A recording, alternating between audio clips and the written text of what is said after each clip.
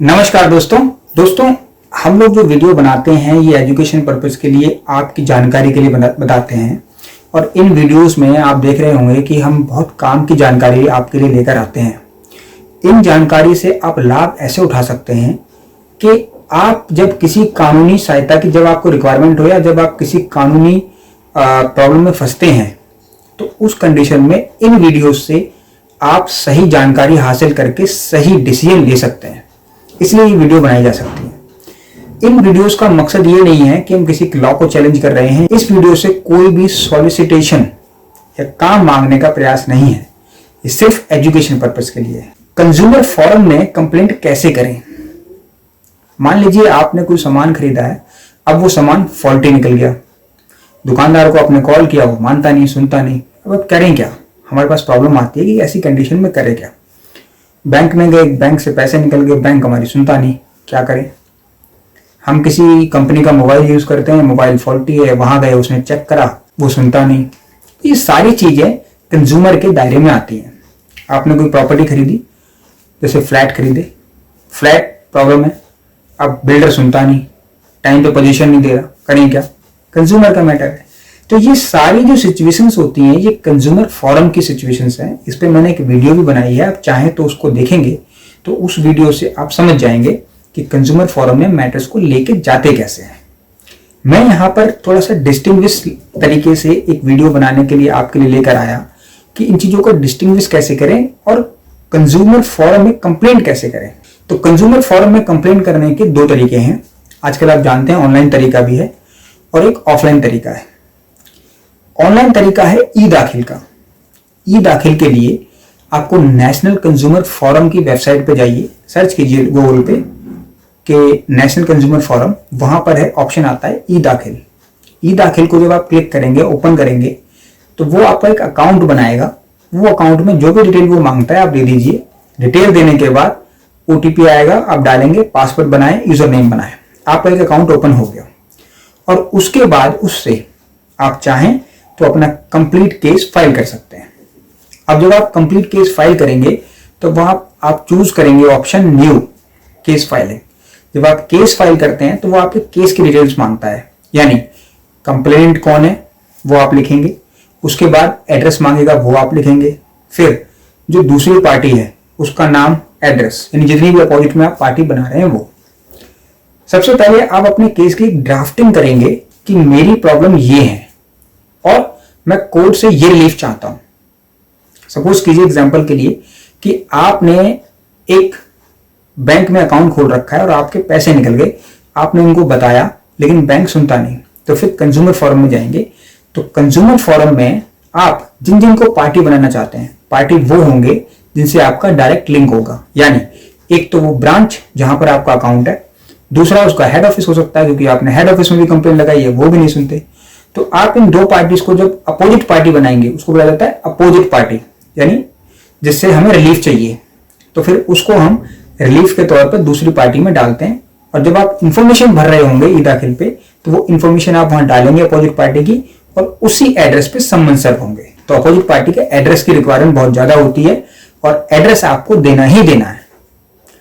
अब जब ये सारी चीजें आप भर देते हैं तो वो आपसे मांगते हैं पीडीएफ, यानी जो आपकी पिटीशन है, जो आप पिटीशन ड्राफ्ट करेंगे, यानी आपकी प्रॉब्लम क्या है वो, और कोर्ट से जो आप मांगते हैं वो, कोर्ट से आप क्या चाहते हैं, उसमें रिलीफ चाहते हैं, जो भी चाहिए आपको वो सारा लिख के आप एक पिटीशन ड्राफ्ट करेंगे, उसको नोटराइज कराएंगे और उसका पीडीएफ बना के उस ई दाखिल वेबसाइट पे लोड कर देंगे, अपलोड कर देंगे। ओके क्लिक करेंगे, आपका एक नंबर जनरेट हो जाएगा।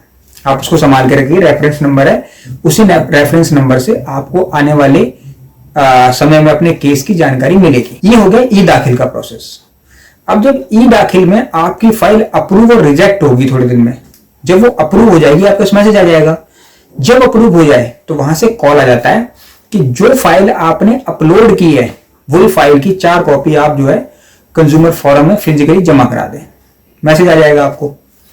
अब आपको उसी की 4 कॉपी ले जाके एक ओरिजिनल 3 फोटोस्टेट वही जाके आपको जमा करा देनी। और अगर एक्स्ट्रा पार्टीज है, यानी एक एक्स्ट्रा पार्टीज है, तो उसका प्रति एक सेट एक्स्ट्रा देना है आपको, वो आप जाके जमा कर देते हैं। जब आपने जमा कर दिया, अब आपके केस की हियरिंग कोर्ट में स्टार्ट हो जाएगी। केस की हियरिंग फिजिकल होगी, कोई ऑनलाइन नहीं होगी। कोविड में ऑनलाइन हियरिंग चलाई थी क्योंकि कोर्ट की मजबूरी थी। अब कई कोर्ट ऑनलाइन चला रही हैं, कई कोर्ट ऑनलाइन नहीं चलाती। हालांकि सुप्रीम कोर्ट का डायरेक्शन है कि हाइब्रिड मोड हमेशा ऑन रहना चाहिए ताकि लोगों को सहूलियत हो और कोर्ट में भीड़ ना बने, क्योंकि अभी कोरोना 100% खत्म नहीं हुआ है। लेकिन बहुत सारे जो कोर्ट्स हैं कंज्यूमर फोरम, वो अभी भी रेगुलर चल रही हैं और रेगुलर वर्क करना उन्हें ज्यादा पसंद है, तो वो फिजिकल फाइल आपसे मांग लेंगे, आपने जमा कर दी। ये एक तरीका हो गया ई दाखिल का, यानी ऑनलाइन प्रोसेस। इसमें भी ऑफलाइन प्रोसेस इन्वॉल्व है, ये मैंने आपको कंप्लीट प्रोसेस बता दिया।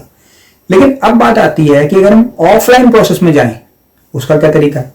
तो ऑफलाइन प्रोसेस का वही तरीका कि सबसे पहले आप एक पिटीशन ड्राफ्ट करेंगे, नोटराइज कराएंगे, 1+3 सेट कराएंगे, और अगर एक्स्ट्रा पार्टी है तो एक्स्ट्रा पार्टी एक्स्ट्रा, और ये पिटीशन ले जाके आप दाखिल कर देंगे कोर्ट में डायरेक्ट फाइलिंग काउंटर पे। वो फाइल कर लेंगे, आपको केस नंबर दे देंगे, आपका केस चला गया कोर्ट में, अब डेट पड़ेगी और आपका केस चलेगा। ये फाइलिंग का प्रोसेस है। इसमें एक चीज मैं आपको बहुत इंपॉर्टेंट बताने वाला हूं, कोर्ट फीस। आप नेशनल कंज्यूमर फोरम की वेबसाइट पे जाएंगे तो उसमें कोर्ट फीस लिखा हुआ है, कितने से कितने तक क्या है, कितने से कितने तक वो एग्जेम्प्टेड है, और वो कोर्ट फीस जो है वो आपको वहां देखने को मिल जाएगी। कोर्ट फीस कंज्यूमर फोरम में हमेशा, मैं आपको बहुत इंपॉर्टेंट बात बता रहा हूं, वो हमेशा पोस्टल ऑर्डर से जाती है या फिर डिमांड ड्राफ्ट से जाती है। पोस्टल ऑर्डर आपको किसी भी पोस्ट ऑफिस में मिल जाएंगे, आप वहां से उनको परचेज कर सकते हैं। वो जब आप पोस्टल ऑफिस ऑर्डर्स को लेकर कंज्यूमर फोरम जाएंगे तो वो आपसे अपने आप भरवा लेंगे, तो आप खुद ना भरें, उनसे पूछ के भरें। या फिर वो डिमांड ड्राफ्ट मांगते तो आप डीडी दे दीजिए उनको, डिमांड ड्राफ्ट के तौर पे भी कोर्ट फीस पे हो जाती है। ये तरीका होता है, फिर आपका केस चलता है। तो एक ही ओवरव्यू मैंने आपको बताने की कोशिश की कि कंज्यूमर फोरम में केस फाइल होता कैसे। अब बात आती है कि जब कंज्यूमर फोरम में केस फाइल हो गया तो थोड़ा सा प्रोसेस मैं आपको बताता हूं। अब फर्स्ट डेट जो लगेगी उस पर आपका केस एडमिट होगा। एडमिट यानी कि कोर्ट ये डिसाइड करती है कि क्या जो आपने केस फाइल किया है वो सुनने के लायक है कि नहीं, आपको रिलीफ दिया जाना चाहिए कि नहीं, ये कोर्ट डिसाइड करेगी।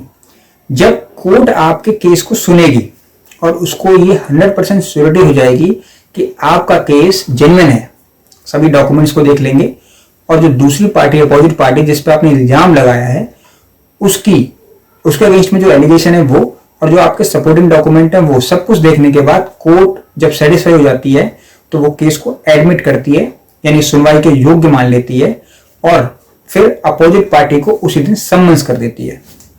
जब अपोजिट पार्टी को सम्मन्स हो जाते हैं तो वहां से सम्मन खुद डिस्पैच होते हैं और नेक्स्ट डेट पर अपोजिट पार्टी आती है। कंज्यूमर फोरम का जो एक्ट है, कंज्यूमर फोरम का एक्ट अभी रिसेंटली 2019 में उसको अमेंड किया गया, तो उसके अकॉर्डिंग जहां पर आपका रेजिडेंस है आप वहां पर भी उस हिसाब से भी जुरिडिक्शन में केस फाइल कर सकते हैं। एक बहुत इंपॉर्टेंट बात। दूसरी इंपॉर्टेंट बात इसमें यह है कि जब अपोजिट पार्टी को नोटिस जाता है या सम्मन जाता है तो वो नेक्स्ट डेट पे जब आते हैं उससे पहले 45 दिन के अंदर उनको जवाब देना होता है।